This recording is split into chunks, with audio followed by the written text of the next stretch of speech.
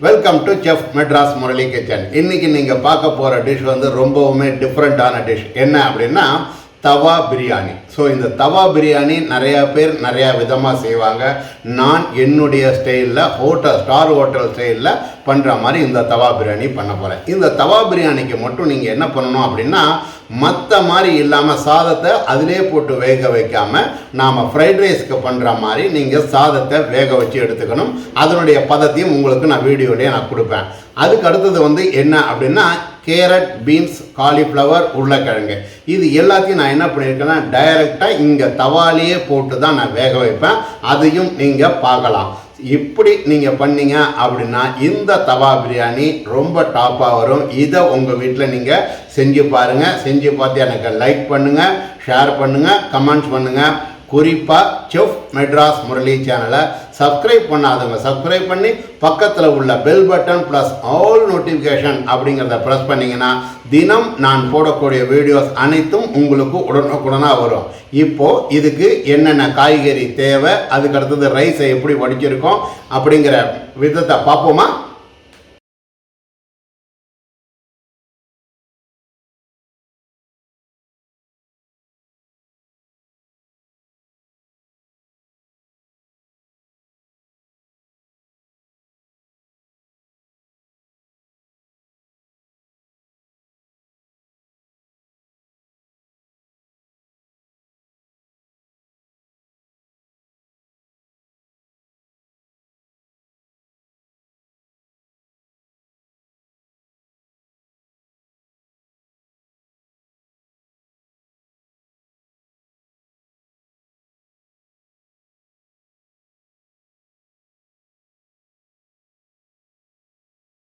Carrot வந்து 2 carrot, சின்ன சின்ன கேரட், அதாவது சைஸ் கேரட்னுடைய சைஸே பாருங்கள். இந்த மாதிரி கேரட்டை தான் நான் எடுத்து 2 கேரட்டை நான் கட் பண்ணியிருக்கேன் இந்த மாதிரி. அதுக்கு அடுத்தது பீன்ஸ், 5 பீன்ஸை நான் என்ன பண்ணியிருக்கேன் அப்படின்னா இதே ஷேப்பில் தான் நான் வெட்டியிருக்கேன். பிரியாணிக்கு வெட்டுற மாதிரி ஷேப்பில் தான் வெட்டியிருக்கேன். இதை பாருங்கள். அதுக்கு அடுத்தது காலிஃப்ளவர். இந்த காலிஃப்ளவரை கூட நான் என்ன பண்ணியிருக்கேன் அப்படின்னா சின்ன பூவில், அதாவது சின்னதாக கொஞ்சமாக எடுத்துக்கிட்டு அதை இந்த மாதிரி உதிராக பண்ணியிருக்கேன். பெரிய உருளைக்கிழங்காக எடுத்து பிரியாணி தவா பிரியாணிக்கு மட்டும் இந்த மாதிரி நீங்கள் கட் பண்ணிக்கிறோம். காரணம் என்னென்னா சீக்கிரம் வேகணும் அப்படிங்கிறதுக்காக தோலை சீவிட்டு இந்த மாதிரி நீங்கள் கட் பண்ணிக்கோங்க. அடுத்தது தக்காளி. ஒரு தக்காளியை நான் எடுத்து என்ன பண்ணியிருக்கேன், ஃபைனாக சாப் பண்ணியிருக்கேன். ஏன்னா நம்ம கிரேவி போட போகிறோம். இருந்தாலும் இந்த மெத்தடில் பண்ணும்போது இந்த மாதிரி தக்காளி வேணும் அப்படிங்கிறதுக்காக தான் இந்த மாதிரி ஃபைனாக சாப் பண்ணியிருக்கேன். அதுக்கு அடுத்தது வெங்காயம். இந்த வெங்காயத்தை நான் என்ன பண்ணியிருக்கேன் அப்படின்னா ஃபைனாக சாப் பண்ணியிருக்கேன். அதாவது வந்து ஃபைன் சாப்பிங் அப்படின்னு பேர். இந்த சாப்பிங் மெத்தடில் பண்ணிவிட்டு நாம் கிரேவியோடு சேர்த்து இதை பண்ணணும். அதையும் உங்களுக்கு நான் காட்டுறேன். அதுக்கு அடுத்தது ஆல்ரெடி நான் கிரேவிலேயே ஏலக்காய், கிராம்பு இதெல்லாம் நான் போட்டுட்டதுனால மேலே மட்டும் போடுறதுக்காக ஆயில் போட்டு பண்ணுறதுக்காக நான் என்ன பண்ணியிருக்கேன், பட்டை, சோம்பு, கொஞ்சமாக வந்து ஏலக்காய் இதெல்லாம் நான் போட்டு வச்சுருக்கேன். இதையும் நான் தவாவில் தாளிப்பு போடும்போது உங்களுக்கு நான் காட்டுறேன். அதுக்கு 3 பச்சை மிளகாய் நான் யூஸ் பண்ணியிருக்கேன். இந்த 3 பச்சை மிளகாய் காரத்தை தவிர நாம் மிளகாத்தூள் போட்டிருக்கிறோம் கிரேவியில். அதையும் உங்களுக்கு நான் காட்டுறேன்.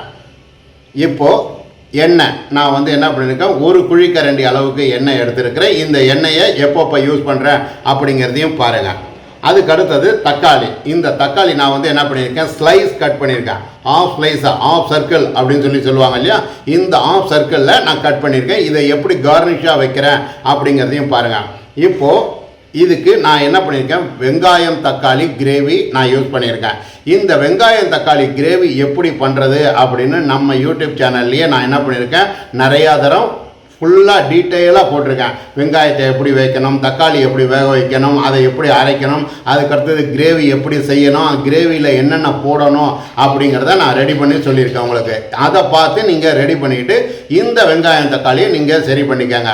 உங்களுக்கு இந்த மாதிரி ஷேப்பில் நீங்கள் கொஞ்சமாக செய்யணும் அப்படின்னா நீங்கள் என்ன பண்ணலாம் அப்படின்னா வெங்காயத்தையும் தக்காளியும் ஒன்றா வேக வச்சு அரைச்சிக்கிட்டு இந்த பிரியாணிக்கு செய்யலாம். இந்த பிரியாணிக்கு வெங்காயம் தக்காளி இல்லாமல் பண்ணிங்க அப்படின்னா என்ன ஆகும் அப்படின்னா வெறுமனே வெங்காயத்தை போடும்போது நல்லா அப்சர்வ் பண்ணாது. அதுக்காக தான் இந்த மெத்தடை நம்ம யூஸ் பண்ணுறோம்.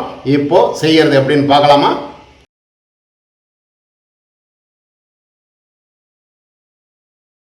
200 கிராம் அரிசியை நான் எடுத்துருக்கிறேன். இந்த 200 கிராம் அரிசியை எப்படி வேக வைக்கிறது அப்படிங்கிறதையும் உங்களுக்கு முன்னாடி வீடியோலேயே நான் கொடுத்துருக்கேன். இப்போது இந்த சாதத்தை நான் எப்படி வடிச்சிருக்கேன் பாருங்கள். சாதத்தினுடைய பதம் வந்து பார்த்தீங்க அப்படின்னா இந்த மாதிரி இருந்தால் போதும். 3/4 பதம் வெந்தது அப்படின்னா போதுமானது. இப்போ இந்த சாதத்தையும் நாம் எப்படி பிரியாணியாக மாற்றுறோம் அப்படிங்கிறதையும் பார்க்கலாம். அதே மாதிரி இந்த சாதத்தில் நான் வேக வைக்கும்போதே என்ன பண்ணியிருக்கேன் அப்படின்னா பிரியாணி இலை, கிராம்பு இது ரெண்டுத்தையும் நான் போட்டு யூஸ் பண்ணி தான் சாதத்தை வடிச்சிருக்கேன். சாதம் வடிக்கும் போதே சால்ட் லைட்டாக ஆஃப் சால்ட் இதுக்கு நான் போட்டிருக்கேன். இப்போது பண்ணுறதை பார்க்கலாமா? இப்போது இதுக்கு நான் என்ன பண்ணியிருக்கேன், எடுத்து வச்ச எண்ணெயில் பாதி எண்ணெயை நான் இதில் ஊற்றிருக்கேன். தவா வந்து இந்த தவா வேணாலும் யூஸ் பண்ணலாம். உங்கள் வீட்டில் இருக்கிற நான்-ஸ்டிக் பேன் மாதிரி தோசை தவா இருக்கு இல்லையா, அதுலேயும் நீங்கள் பண்ணலாம். நான் வந்து என்கிட்ட பெரிய தவா இருக்குங்கிறதுக்காக நான் யூஸ் பண்ணியிருக்கேன். உங்கள் வீட்டில் இந்த நான்-ஸ்டிக் பேன் தவாலையும் நீங்கள் யூஸ் பண்ணலாம். கொஞ்சம் குழிவாக இருக்கணும், அவ்வளோதான். இப்போ இந்த ஆயில் சூடானதும் நான் என்ன பண்ணியிருக்கேன், நம்ம எடுத்து வச்ச பட்டை, சோம்பு, கிராம்பு இதெல்லாம் போட்டுட்டு வெடித்த பிறகு 3 பச்சை மிளகாய் காரத்துக்கு யூஸ் பண்ணியிருக்கேன். ஆல்ரெடி உங்களுக்கு வீடியோலேயே நான் கொடுத்துருக்கேன். இந்த பச்சை மிளகாய் லைட்டாக வதங்கின பிறகு ஃபஸ்ட்டு வெட்டி வச்ச சாப் பண்ண வெங்காயத்தை நீங்கள் போடுங்க. இந்த வெங்காயம் வந்து உங்களுக்கு 3/4 பதம் வெந்தால் போதுமானது. காரணம் என்ன அப்படின்னா ஃபுல்லாக வேகணும் அப்படிங்கிற வதங்கணும் அப்படிங்கிற அவசியம் கிடையாது. இந்த 3/4 பதம் வதங்கின பிறகு நாம் கிரேவியில் இஞ்சி பூண்டு பேஸ்ட் போட்டிருந்தாலும் பிரியாணி அப்படின்னும் போது நமக்கு இஞ்சி பூண்டு பேஸ்டினுடைய வாசனை வேணும். அதுக்காக நான் என்ன பண்ணியிருக்கேன், சின்ன ஸ்பூனால் 2 ஸ்பூன் அளவுக்கு இஞ்சி பூண்டு பேஸ்ட்டு யூஸ் பண்ணியிருக்கேன். இந்த இஞ்சி பூண்டு பேஸ்ட்டு நீங்கள் யூஸ் பண்ணும்போதும் சரி, தவா பிரியாணி பண்ணும்போதும் சரி, தவா வந்து மீடியமான ஃபயரில் இருக்கணும். நீங்கள் ரொம்ப ஹை ஃப்ளேம் வச்சிங்க அப்படின்னா என்ன ஆகும் அப்படின்னா சாதம் கீழே அடி பிடிக்கிறதுக்கு வாய்ப்பு இருக்குது. இப்போ இந்த வெங்காயமும் இஞ்சி பூண்டு பேஸ்ட்டும் வதங்கின பிறகு நான் என்ன பண்ணியிருக்கேன், ஃபைனாக சாப் பண்ண தக்காளியை இதில் போட்டு நல்லா வதக்கிறேன். பட் வந்து நான் ஏற்கனவே சொன்ன மாதிரி நிறையா பேர் நிறையா விதமாக பண்ணுவாங்க. நான் என்னுடைய மெத்தடில் நான் பண்ணுறேன். இப்போது நான் என்ன பண்ணியிருக்கேன், காய்கறிகள் வேக வைக்கலை, வேக வைக்காமல் அப்படியே தான் போடுறேன் பாருங்கள். கேரட்டும் சரி, பீன்ஸும் சரி, காலிஃப்ளவர், உருளைக்கிழங்கு எல்லாமே அப்படியே தான் போடுவேன். சப்போஸ் உங்களுக்கு வேணும் அப்படின்னா நீங்கள் என்ன பண்ணலாம் அப்படின்னா இந்த காய்கறிகளை 3/4 பதம் வேக வச்சுக்கிட்டு அந்த தண்ணியை கீழே கொட்டாமல் நான் இதில் தண்ணி சேர்க்குற மாதிரி நீங்கள் அந்த தண்ணியை சேர்த்துக்கலாம். அது உங்களுடைய ஆப்ஷனல். பட் இந்த தவா பிரியாணி அப்படின்னா காய்கறிகள் அதோடு சேர்ந்து வெந்தாதான் நல்லா இருக்கும். இப்போ காலிஃப்ளவரையும் நான் போட்டிருக்கேன் பாருங்க. இந்த காலிஃப்ளவரையும் போட்டு நீங்கள் எல்லா காய்கறியும் நாம் எப்படி பிரியாணிக்கு வதக்குவோமோ அதே மெத்தடில் நீங்கள் வதக்கணும். நாம் பாத்திரத்தில் வதக்குவோம், இது தவாவில் வதக்குறோம், அவ்வளோதான் டிஃப்ரென்ஸ். பட் காய்கறிகள் தவாவில் வதங்கும் போதும் சரி, அப்படியே வதங்கி அதனுடைய டேஸ்ட்டு ரியலாக ஏறினா தான் நமக்கு நல்லா இருக்கும். அப்படிங்கிறதுக்காக தான் நான் இந்த மெத்தடு பண்ணுறேன். இப்போ நான் என்ன பண்ணுறேன், காய்கறிகள் வேக வைக்கிறதுக்கு நான் தண்ணி ஊற்றுறேன். நான் ஏற்கனவே சொன்ன மாதிரி சப்போஸ் நீங்கள் வேக வச்சிங்க அப்படின்னா அந்த தண்ணியை இந்த நேரத்தில் நீங்கள் யூஸ் பண்ணலாம். ஆனால் தண்ணியினுடைய அளவு கம்மியாக யூஸ் பண்ணலாம். நான் இப்போ 5 கரண்டி என்ன தண்ணி யூஸ் பண்ணியிருக்கேன். மறுபடியும் கிரேவி ஊற்றி வேற ஒரு 2 கரண்டி ஊற்றுவேன். அந்த 7 கரண்டி ஊற்றுறேன் அப்படின்னா நீங்கள் வேக வச்ச பதத்துக்கு தகுந்த மாதிரி தண்ணியை நீங்கள் குறைச்சிக்கணும். இப்போ இதில் நான் என்ன பண்ணுறேன், தண்ணி வேகும் போதே நாம் என்ன பண்ணுவோம், பிரியாணி பண்ணும்போது உப்பு போடுவோம். சேம் மெத்தடை தான் நான் உப்பு போட்டிருக்கேன். இந்த உப்பு போட்டு மிளகாத்தூள் நான் ஆட் பண்ணுறேன். மிளகாத்தூள் காஷ்மீர் சில்லி வேணாலும் போட்டுக்கலாம், இல்லை வெறும் மிளகாத்தூள் வேணாலும் போட்டுக்கலாம். நான் வந்து பாருங்கள், இப்போது மிளகாத்தூள் போட்ட பிறகு எப்படி வந்திருக்கு பார்த்தீங்களா. சும்மா நாம் வந்து என்ன பண்ணோம், இந்த காய்கறிகள் வேகிறதுக்கு நம்ம எப்படி வந்து தோசை வேகிறதுக்கு நம்ம மேலே ஒரு மூடி போடுறோம், அந்த மாதிரி இந்த காய்கறிகள் வேகிறதுக்கு இதை பாருங்கள், குக்கரில் ஸ்டீம் வர்ற மாதிரி இந்த மாதிரி காய்கறிகள் வேகணும். ஸோ வெந்தது அப்படின்னா நமக்கு நல்லா இருக்கும். இப்போ நான் வந்து கிரேவியை ஆட் பண்ணுறேன். எதுக்கு நம்ம இந்த வெங்காயம் தக்காளி கிரேவி ஆட் பண்ணுறோம்னா, ஸோ பிரியாணியில் கொஞ்சம் நாம் ஃபுல்லாக வதக்க முடியாது தவாவில். அந்த பேஸ்க்காக நான் வந்து இந்த ரெட் கிரேவியை ஆட் பண்ணியிருக்கேன். ஆல்ரெடி சொன்ன மாதிரி தான் ரெட் கிரேவி நம்ம சேனல்லையே போட்டிருக்கோம். இப்போ கிரேவியை நீங்கள் யூஸ் பண்ணிங்கன்னா கூட காய் வந்து பார்த்தீங்க அப்படின்னா அரை பங்கு கூட வெந்திருக்காது. நாம் என்ன பண்ணோம், மறுபடி கொஞ்சம் தண்ணியை ஆட் பண்ணோம். தண்ணியை ஆட் பண்ணி இந்த கிரேவி, வெங்காயம், தக்காளி இதெல்லாம் சேர்ந்து வதங்கிறதுக்காக நாம் என்ன பண்ணோம், கொஞ்சம் கேப் பண்ணோம். இப்போ பாருங்கள், காய் வந்து எனக்கு அரை மடுகு தான் வெந்திருக்கு. ஸோ நான் என்ன பண்ணுறேன், தண்ணி மறுபடியும் ஆட் பண்ணுவேன். இப்போ தண்ணி ஆட் பண்ணியிருக்கேன். இந்த தண்ணி ஆட் பண்ண பிறகு எனக்கு காய்கறிகள் வெந்திருக்கு, முக்கால் பதம் வெந்திருக்கு. பிரியாணியில் தம் போடும்போது நமக்கு ஃபுல்லாக வேக்காடு கொடுப்போம். இப்போ எனக்கு முக்கால் வேக்காடு கொடுத்த பிறகு நான் என்ன பண்ணுவேன் அப்படின்னா, வடித்து வச்ச சாதம், இந்த சாதம் இம்பார்ட்டன்ட். நீங்கள் ஃப்ரைட் ரைஸ்க்கு பண்ணுற மாதிரி முக்கால் பதம் அளவுக்கு தான் வெந்திருக்கணும். அப்போ தான் கரெக்டான பதத்தில் இருக்கும். நீங்கள் ஃபுல்லாக வேக்காடு கொடுத்துட்டீங்க அப்படின்னா சாதம் கண்டிப்பாக குழஞ்சிரும். செஃப் சொன்னார் குழஞ்சி போச்சு தவா பிரியாணி அப்படின்னு சொல்லக்கூடாது. இப்போ நான் உதிராக எப்படி போட்டு காட்டுறேன் பாருங்கள் சாதம், அந்த மாதிரி போட்டுட்டு நீங்கள் எல்லா மசாலா ஒன்று சேர்றதுக்கு ரெடி பண்ணிவிட்டு, நாம் ஏற்கனவே மூடி போட்டு இட்லி பானை மூடியை தான் நான் போட்டிருக்கேன். என்கிட்ட அந்த மாதிரி மூடி கிடையாதுங்கனால நான் இட்லி பானை மூடியை வச்சுருக்கேன். இந்த மூடியை போட்டு நீங்கள் என்ன பண்ணலாம், மூடலாம். இதுக்கு மேலே கார்னிஷ் பண்ணுறது இதெல்லாமும் உங்களுக்கு சொல்கிறேன். இப்போ எல்லா சாதமும் நீங்கள் கலந்து விட்டுக்கங்க. கலந்து விட்டுட்டு இப்போ நீங்கள் ஒரு தரம் உப்பு செக் பண்ணிக்கங்க. காரம் வேண்டாம், ஏன்னா நம்ம ஆல்ரெடி முதல் தான். இப்போ போட்டால் ஒரு மாதிரி காரத்தினுடைய வாசனை ஒரு மாதிரியா இருக்கும். அதனால நீங்கள் எல்லா சாதத்தையும் கலந்துட்டு இப்போ நான் என்ன பண்ணியிருக்கேன், தவாவை சுற்றி க்ளீன் பண்ணிவிட்டு ஃபுல்லாக துடைச்சிட்டு இந்த தக்காளியை நான் மேலே வைக்கிறேன். எதுக்கு தக்காளியை வைக்கிறேன் அப்படின்னா, தக்காளியில் ஒரு தண்ணி ஸ்வெட்டிங் ஆகும். அந்த தண்ணி ஸ்வெட்டிங் ஆகும்போது பிரியாணியில் அந்த தக்காளி டேஸ்ட்டு ரொம்ப டிஃப்ரெண்ட்டாக இருக்கும். அதுக்காக தான் நாம் தக்காளியை இப்படி வைக்கிறது.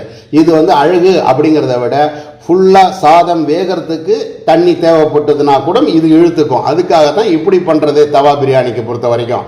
ஸோ இந்த மெத்தட்லாம் யாரும் சொல்லி தர மாட்டாங்க, நான் ஒருத்தர் தான் சொல்கிறேன். ஸோ இப்போ இதை பண்ண பிறகு பாருங்கள் சாதம் எப்படி அருமையாக வெந்திருக்கு பாருங்கள். இதெல்லாம் என்ன தெரியுமா, அந்த மூடி போட்டு நீங்கள் பண்ணும்போது அழகாக நீங்கள் அதுக்கு தகுந்த மாதிரி ஷேப் பண்ணிக்கணும். அவ்வளோதான். நீங்கள் நினைக்கலாம் இவர் வேக வச்சானா, கரெக்டாக அது மாதிரி நம்ம ஷேப் பண்ணிக்கிட்டோம்னா எப்படி காலிஃப்ளவரில் எல்லாத்துலேயும் காரமும் ஏறி இருக்கு, கலர் ஏறி இருக்கு, சாதம் வெந்திருக்கு பாருங்க. ஸோ இந்த மசாலாவோடு ஆட் பண்ணும்போது தான் இந்த சாதம் வெந்திருக்கும். இந்த தவா பிரியாணி நீங்கள் அழகாக உங்கள் வீட்லேயே செய்யலாம். ஸோ தவா நம்ம நான்ஸ்டிக் தவாவில் நாம் செஞ்சு சாப்பிட்லாம் அப்படிங்கிறதுக்காக தான் நான் செஞ்சுருக்கேன். நீங்கள் பெரிய தவா தான் இருக்கணும், தோசைக்கல் மாதிரி இருந்தால் தான் நல்லாயிருக்கும் அப்படிங்கிறது கிடையவே கிடையாது. இந்த பண்ணக்கூடிய ஐடியாவை நீங்கள் பார்த்துக்கிட்டிங்கனாலே உங்கள் வீட்லேயும் இந்த தவா பிரியாணி செய்யலாம். இதை உங்கள் வீட்டில் நீங்கள் செஞ்சு பாருங்கள். செஞ்சு பார்த்து எனக்கு லைக் பண்ணுங்கள், ஷேர் பண்ணுங்கள், கமெண்ட் பண்ணுங்கள். செஃப் மெட்ராஸ் முரளி சேனலை சப்ஸ்கிரைப் பண்ணாதவங்க சப்ஸ்கிரைப் பண்ணி பக்கத்தில் உள்ள bell button plus all notification அப்படிங்கிறத ப்ரெஸ் பண்ணிங்கன்னா தினம் நான் போடக்கூடிய வீடியோஸ் உங்களுக்கு சேரும். இப்போ பாருங்கள், நான் கொத்தமல்லி போட்டிருக்கேன், புதினா வேணும்னாலும் ஆட் பண்ணிக்கலாம், நெய் கொஞ்சமாக நான் ஆட் பண்ணியிருக்கேன். இது எல்லாத்தையும் போட்டுட்டு நீங்கள் என்ன பண்ணணும் அப்படின்னா, சாதத்தை ஒரு கிளறினீங்க அப்படின்னா எவ்வளோ டாப்பாக வெந்திருக்கு பாருங்கள் சாதம். ஸோ இதுதான் தவா பிரியாணியோடைய ஸ்டைல். நம்ம பிரியாணி பண்ணுற மெத்தடே தான் தவால பண்ணும்போது இந்த மெத்தடை நீங்கள் யூஸ் பண்ணீங்க அப்படின்னா நல்லாயிருக்கும் அப்படின்னு சொல்லிட்டு இந்த தவா பிரியாணியை உங்களுக்கு ஒரு பார்சல் கொடுக்குறேன் அப்படிங்கிறது நான் பாருங்கள் பார்சல் பண்ணுறேன் பாருங்கள். சாருக்கு ஒரு தவா பிரியாணி பார்சல் அப்படிங்கிற மாதிரி பண்ணுறேன் பாருங்கள் அவர். ஸோ இதுதான் நீங்கள் தெரிஞ்சிக்க வேண்டிய விஷயம். ஸோ இதை நீங்கள் செஞ்சு பார்த்து எனக்கு லைக் பண்ணுங்கள், ஷேர் பண்ணுங்கள். இந்த நாள் இனிய நாளாக அமைய உங்களிடமிருந்து விடைபெறுவது உங்கள் ஷெஃப் முரளிதரன் அப்படின்னு சொல்லிட்டு, பிரியாணிக்குன்னே தனி பிளேலிஸ்ட் இருக்குது, அதுக்கு சைடிஷுக்குன்னே பிளேலிஸ்ட் வச்சுருக்கேன். பார்த்து என்ஜாய் பண்ணுங்கள். நன்றி, வணக்கம்.